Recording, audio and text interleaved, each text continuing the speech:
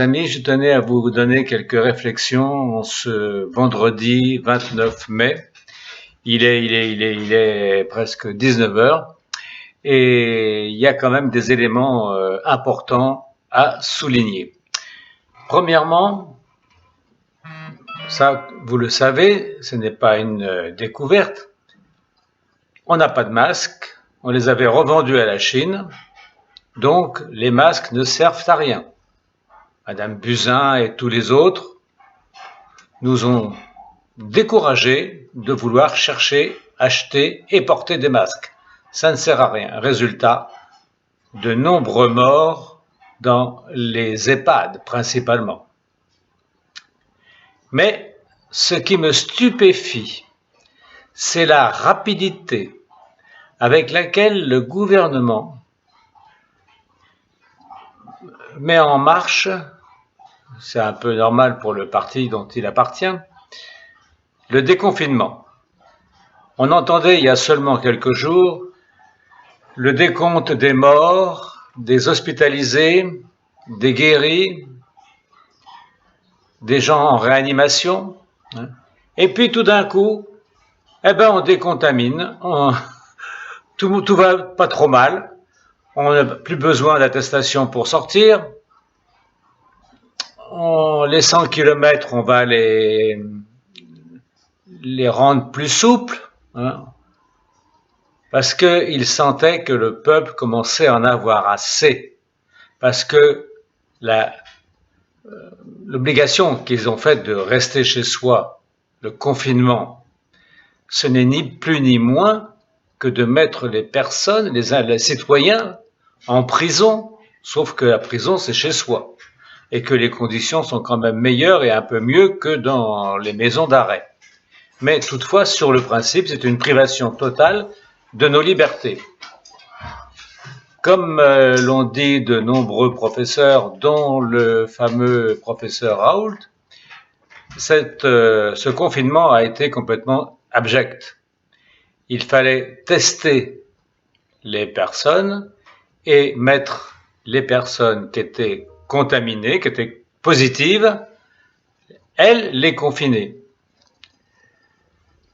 Je ne sais pas si vous avez connu, mais lorsqu'il y a eu une épidémie terrible de tuberculose, je crois que c'était en 1920, après il y a eu une recrudescence en 40, et après il y a eu encore une épidémie en 1960. Eh bien, on avait construit à l'époque ce qu'on appelait des sanatoriums. C'était des maisons de repos, cliniques si on veut, à la montagne, où on mettait, parce qu'on n'avait pas les traitements que l'on a aujourd'hui malheureusement, et encore moins le vaccin, on mettait les personnes qui étaient atteintes de tuberculose dans ces institutions jusqu'au moment où elles seront guéries. Et ainsi, on les retirait de l'ensemble de la population qui était saine. De ce fait, aucune contamination ne se faisait et personne n'était contaminé par ceux qui étaient positifs. Bon, ça c'était intelligent, mais la sagesse de nos anciens, il y a bien longtemps qu'elle n'existe plus. Non. Alors, ceci dit, j'ai fait un petit retour en arrière. J'ai été stupéfait de voir avec quelle rapidité on nous a sorti que nous étions en plein enfer, que tout allait très mal, que les morts continuaient à s'accumuler, que les gens étaient en réanimation. Et puis hop, 2 jours après, Monsieur Philippe, tout va bien, on décontamine, on va ouvrir les cafés, on va ouvrir les restaurants, mais il faut tenir compte de la distanciation. C'est un nouveau mot qu'ils ont inventé, distantation.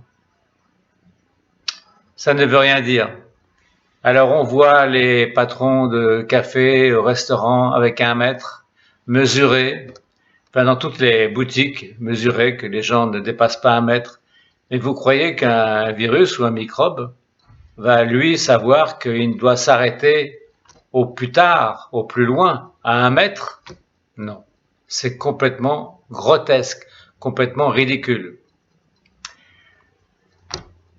Si on avait fait tout ça, c'est-à-dire mettre à part les personnes qui étaient contaminées comme on faisait pour les tuberculeux, eh bien on n'en serait pas là aujourd'hui et on n'aurait pas eu autant de décès dans les EHPAD, du fait que le personnel et les familles allaient voir les anciens sans masque, sans protection, sans se laver les mains même. Tout ça, c'est ridicule. Alors que on nous a parlé d'une deuxième vague. Bien sûr, il faut bien montrer que on décontamine, on fait ce qu'il faut, on va pouvoir nous libérer, mais il y a toujours le risque d'une deuxième vague. Alors que la deuxième vague, il n'y en aura pas.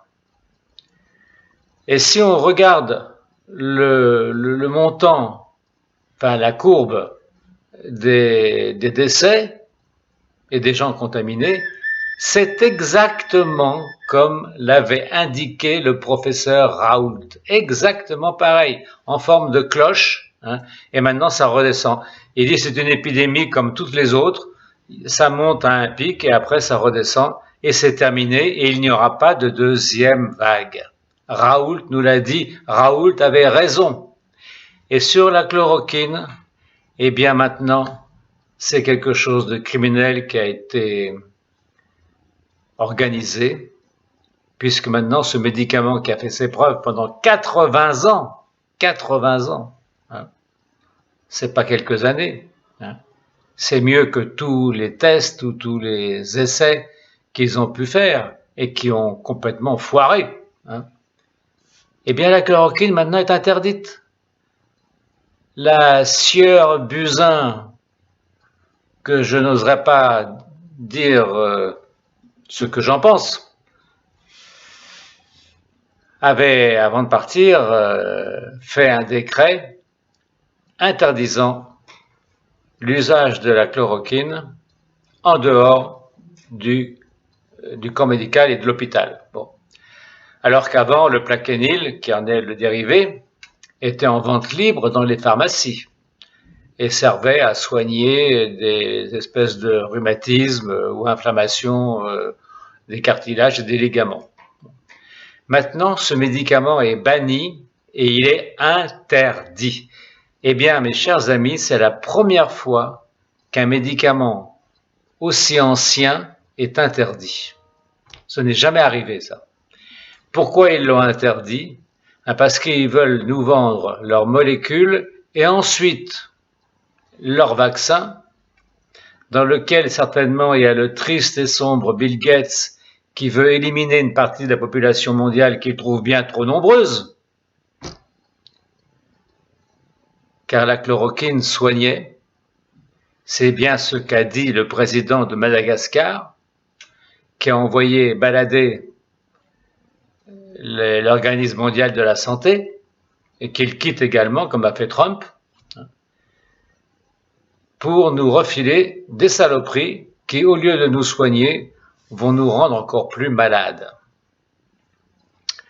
Alors quand on nous dit qu'il faut toujours des nouvelles molécules, bien sûr, parce que un médicament, après un certain nombre d'années, le brevet tombe dans l'oubli, il n'a plus de valeur, tout le monde peut le copier, et il ne vaut plus cher, il ne rapporte plus d'argent aux actionnaires des grands groupes pharmaceutiques. Ce sont des voyous, des voleurs, des assassins, des criminels, et nos dirigeants politiques sont leurs complices. Alors ils ont cherché d'autres médicaments, et tous les essais qu'ils ont faits, échec, rien n'a marché. Il n'y a que la chloroquine qui pouvait faire quelque chose. Bien évidemment, on nous a sorti que c'était un médicament dangereux, car ils l'ont administré à un groupe de personnes qui avaient des pathologies cardiaques et dont les poumons étaient déjà atteints. Alors que le professeur Raoult a été bien clair sur ce sujet, il faut le donner au tout début de la maladie, de la contagion, et surveiller à l'aide d'électrocardiogrammes l'évolution cardiaque du patient. Le pauvre professeur Raoult et traîné dans la boue, traité comme un malfrat, un gourou, un fou, comme tous les grands hommes que nous avons eus jusqu'à présent, qui ont été des découvreurs, des scientifiques, et que l'on a mis au rebut. Voilà ce dont la France est capable aujourd'hui, mais, tout cela n'est pas fini car il y aura des comptes à rendre, si tant est que les Français aient le courage de le faire, quoique il y a un nombre de plaintes contre le gouvernement qui est très élevé de familles, de parents disparus à cause de cette maladie et de soignants.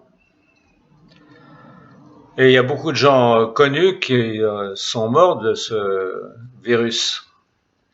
Donc, mais enfin, les plaintes, ne vous inquiétez pas, ça va aller devant la Haute Cour de justice qui n'a jamais condamné personne.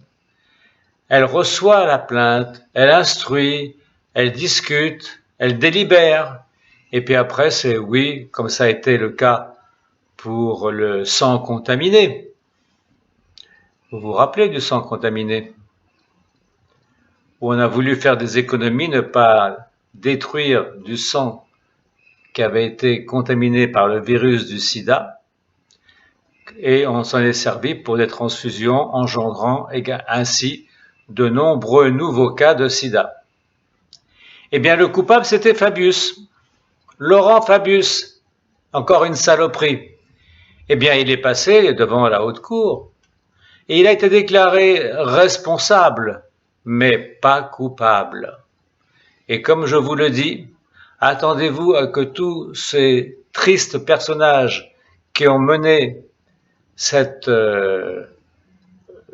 la marche de cette pandémie, Agnès Buzyn, Édouard Philippe, maintenant Véran, qui sont vraiment des incapables et des criminels. Ils sont pires que les nazis, parce que sous des apparences de gentillesse, on veut vous protéger. C'est ce qu'a dit Castagnier, on dit on ne veut pas vous embêter en vous empêchant de sortir, en vous empêchant d'aller à la campagne, en vous empêchant de rentrer dans les parcs. C'est pas pour vous embêter, c'est pas par méchanceté, c'est pour vous protéger, mes enfants. On vous aime trop. Oui. Alors pourquoi la police, aux ordres de Castagnier, a verbalisé autant, ce qui représente une somme d'amende énorme que beaucoup de gens ne pourront pas payer? Eh bien maintenant, vous savez qui vous avez en face de vous pour vous diriger, quelles sont les marionnettes qui sont soi-disant vos dirigeants, car sachez-le bien, tous ceux qui nous dirigent ne sont que de petits chefs de service et non pas des directeurs ou des PDG comme dans une entreprise. Ce sont de petits employés aux ordres de grands patrons. Et ces grands patrons, c'est la haute finance et puis tous ceux qui appartiennent au nouvel ordre mondial pour réduire la population. Voilà une vérité. Sur ce, je vous souhaite un très bon week-end et je vous embrasse tous.